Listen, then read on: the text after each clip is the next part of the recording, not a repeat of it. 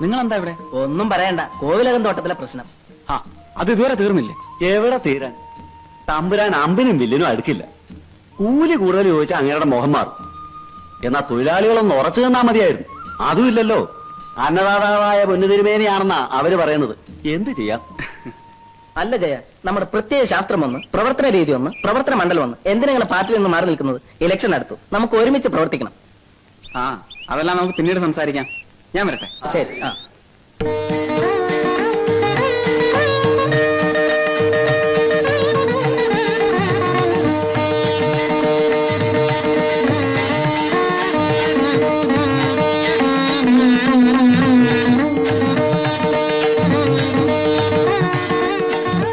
എന്താ ഉഷേ, സുഖം തന്നെയല്ലേ?